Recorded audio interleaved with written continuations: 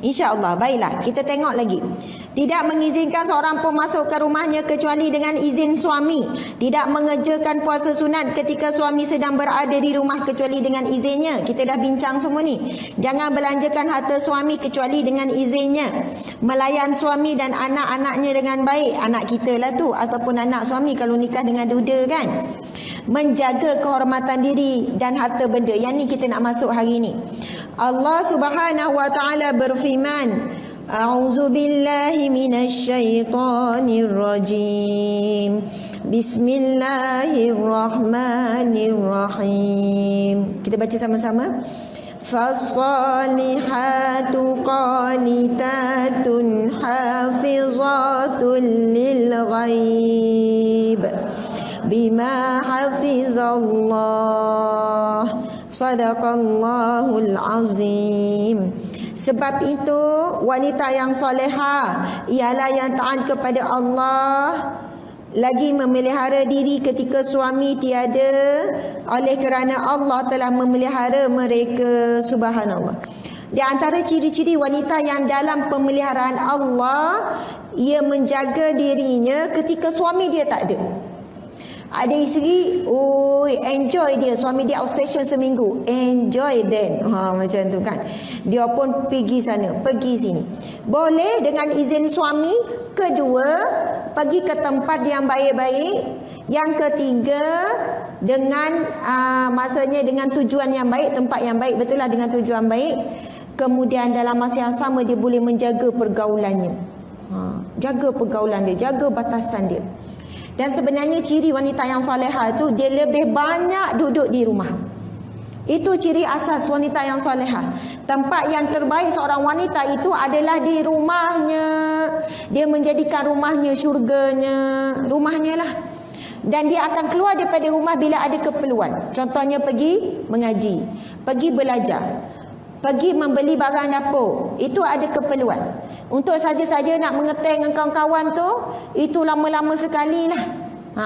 Kita kalau wanita yang solehah nak pergi mengeteng tu pun kita rasa bersalah. Rasa macam tak sedap hati je, baik mengeteng dengan suami. Macam tu.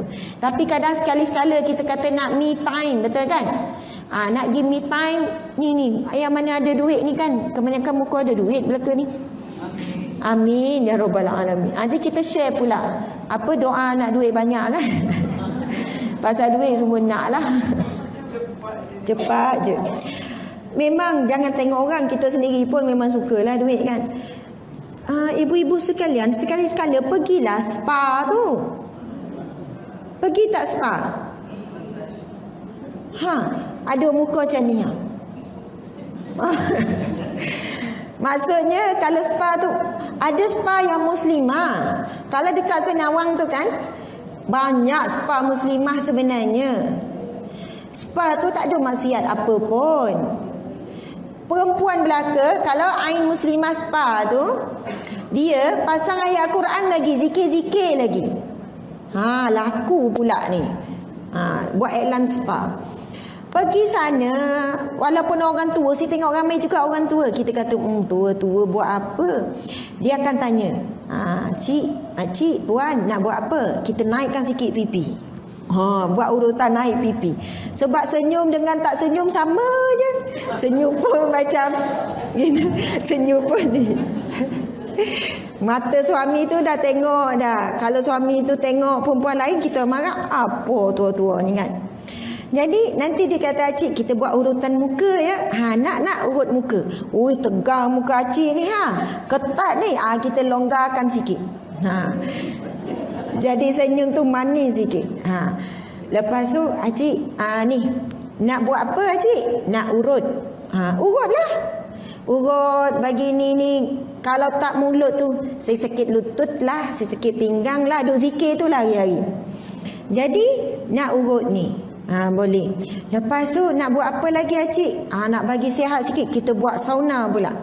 Yang keluar-keluar peluh tu kan. Kalau tak tahan, mintalah keluar awal. Dia ada minit dia tu kan. Tak keluar awal. Sekali-sekala, 2 bulan sekali, sebulan sekali, 3 bulan sekali. Lepas tu tak pernah buat facial. Dia orang buat facial tu kan, dia pun usik lah muka kita, usik. Dia campur urut sekali, urut bahu, urut kepala. Dia nak bagi kita ni. Kadang tertidur, suka pula orang usik muka. Dengar pula zikir ayat Al-Quran, cari ain muslimah. Saya kan kata tak boleh pula ni macam pomok. Ada banyak spa kat situ. Tapi saya nak sebut ada yang tertentu dia pasang ayat Quran. Yang tu saya suka. Sekali-sekala pergi. Dia pun ni. Nanti kan sekali pergi terjebak, nanti selalu nak pergi. Dan kalau cakap dekat suami pun suka. Bagus. Pergi. Yang mana dah kesat-kesat tu, dia bagi licin sikit kan. Maksudnya, adalah tu yang bekat-karat ke, kesat-kesat ke kan. Ini kita buat ni, jangan cakap membazir lah, baik bersedekah kat surau dekat masjid. Ia tidaklah termasuk dalam pembaziran. Sebab apa? Itu adalah untuk kesihatan kita, untuk kecerdasan kita, dan untuk keindahan kita buat suami. Betul kan? Niat tu untuk suami. Masya Allah. Hari ni juga boleh tak? Habis kuliah terus pergi, boleh tak? Saya rasa kalau minta dengan suami bagi. Bang, saya nak ni. Awak ni tahun baru lain macam. Ustazah yang pesan. Nak jual nama saya pun terpulang. Okey. Subhanallah. Kita tengok lagi. Tahu tak ibu-ibu sekalian, kalau kita baca, Rasulullah sangat teliti dalam bab ni. Dalam bab mandi wajib, kalau kita baca di antara sunat mandi wajib, tahu tak apa? Meletakkan wangian di bahagian alat kelamin. Maksudnya selepas mandi wajib, ambil kain, kemudian ni antara sunnah yang Nabi ajarkan, letak minyak wangi dan sapukan di bahagian tu. Nak katanya Nabi memang ajar supaya wanita ni berwangian-wangian, jaga diri ni untuk suami. Bahkan saya pernah melalui seorang guru, dia cerita, dia kata sebenarnya kitab-kitab para ulama, kitab-kitab turas para ulama ada perbincangan khas tentang seni hubungan suami isteri. Bahkan seni bagaimana seorang isteri ni nak jaga diri dia. Yang kita tengok kan, kalau elang tu nak itulah, nak inilah, nak ketat, nak montok, semua tu, benda tu ada perbincangan para ulama. Macam mana nak biar isteri ni dia mampu membantu suaminya menundukkan pandangan terhadap perempuan lain. Peranan isteri sangat besar nak bantu suami menundukkan pandangan terhadap perempuan lain. Dia bukan pada kecantikan wajah semata-mata. Wajah tu dia jadi nombor berapa dah. Ia lebih kepada bagaimana kita mengindahkan seluruh tubuh badan kita. Subhanallah. Jadi benda tu insya-Allah satu ketika mungkin. Saya sebenarnya daripada tahun lepas saya terfikir nak buat satu kuliah ceramah memang tertutup betul-betul, tak ada live ni. Memang antaranya tajuk seni memperindah hubungan suami isteri. Yang mana mungkin ada benda-benda sensor ke apa, yang mana kita akan dengar daripada kalam-kalam ulama sendiri. Yang mana kita tak biasa dengar, kita tak tahu, oh rupanya ini ikhtiar kita, ikhtiar. Dah buat tu, baru nampak perubahan kasih sayang suami isteri. Lagi-lagi orang muda sekarang, dia tak ambil endah benda ni. Sebab dia kejar lebih kepada apa? Kejar lebih kepada nak beli kereta baru, rumah baru, lebih kepada kebahagiaan yang fizikal, bukan kebahagiaan hubungan suami isteri. Soalannya mereka bina hubungan suami isteri itu berdasarkan harta benda, bukan berdasarkan hubungan intim suami isteri. Subhanallah. Okey, insya-Allah. Jadi kita tengok.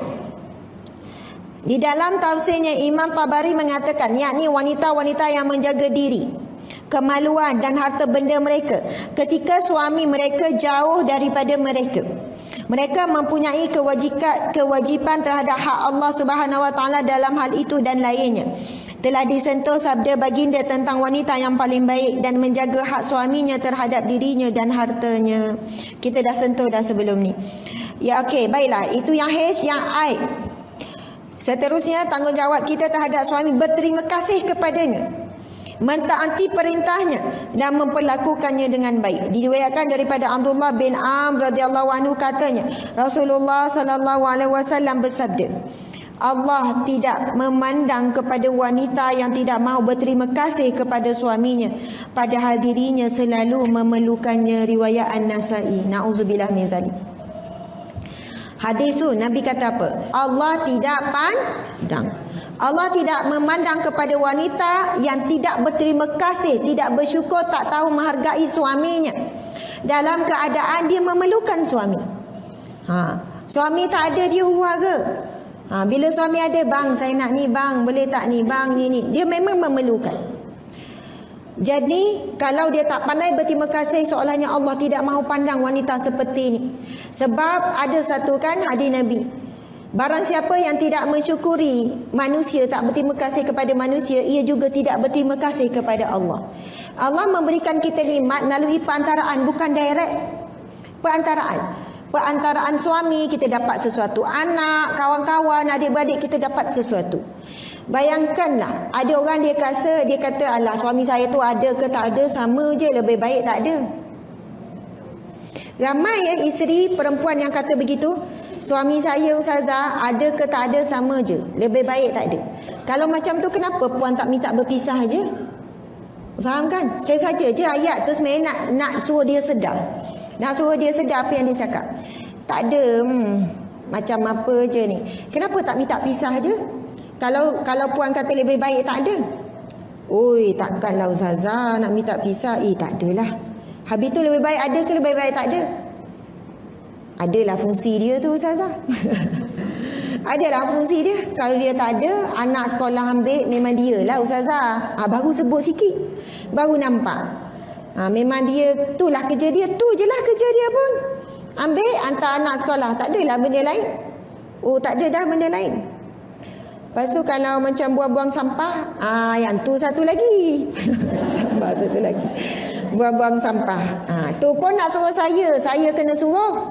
Baru nak buang sampah. Ya Allah, sebenarnya kan, na'udzubillah. Sebenarnya saya kata puan, sebenarnya puan rasa apa yang puan buat? Ya, cari duit saya, ustazah, saya berniaga. Pasal anak semayang bersungguh saya. Saya kata puan, sebab puan sabar dengan suami tu, Allah bagi rezeki yang banyak tu.